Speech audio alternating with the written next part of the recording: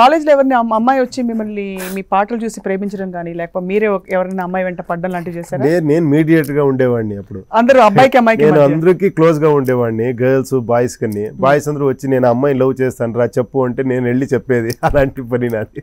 కానీ ఆ తరుణంలో మీరేమి ఎప్పుడు అలా అదన్నీ ఉంటుంది చూడండి. చిన్న నా వైఫ్ చూస్తూ ఉంటుంది, మీరు ప్రాబ్లం చేస్తారు.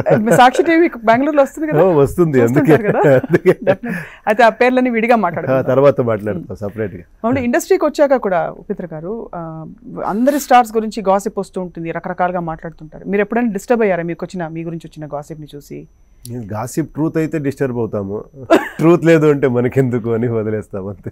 ముందు మీరు ఎంచుకోబోయే కథాంశాలు ఎలా ఉండబోతున్నాయి? చూస్తాను, ఇంకా ఏమేమో ఐడియాస్ ఉంది. ఇలాగే చాలా చెప్పేది విషయం ఉంది. సినిమా ద్వారా you want to make a statement, జనానికి సమాజానికి ఏదో హితబోధ చేయాలనో లేకపోతే ఒక ప్రభావం చూపించాలనో ఒక క్లియర్ కట్ ఇదైతే కనిపిస్తుంది దాదాపు అన్ని సినిమాల్లో. ఏదో అన్ని ఫిల్మ్లోనూ ఏమో చెప్పాలనే చేస్తారు. ఏమంటే according to me if you don't tell anything why should we make film? అన్ని ఫిల్మ్లో ఉంటుంది, ఉండాలి యాక్చువల్లీ, లేదంటే ఫిల్మ్ ఎందుకు చేసేది? సో కొంచెం బ్రాడ్గా చెప్తే అది మెసేజ్ అని కొంచెం ఎక్కువ కనబడుతుంది, కొంత ఫిల్మ్లో కనబడదు. ఈవెన్ టైటానిక్లో ఏం మెసేజ్ లేదు, బట్ దాంట్లో ఒక బ్యూటిఫుల్ లవ్ ఉంది, సాక్రిఫైస్ చేసే అన్కండిషనల్ లవ్ ఉంది. నిజంగా ఉంటుందంటారు అలాంటి లవ్ అసలు ప్రపంచంలో? డెఫినెట్ గా ఉంది. It is possible. లవ్ లేదు అంటే ప్రపంచమే లేదు యాక్చువల్లీ.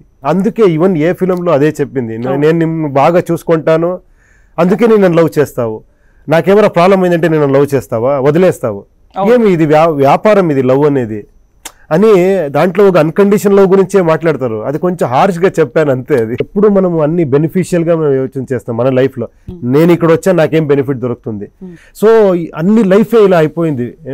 నా కోసమే వీటికి అతీతమైన బంధాలు ఉంటాయా? అప్పుడు మీకు వాంట్స్ ఉండకూడదు అంతే.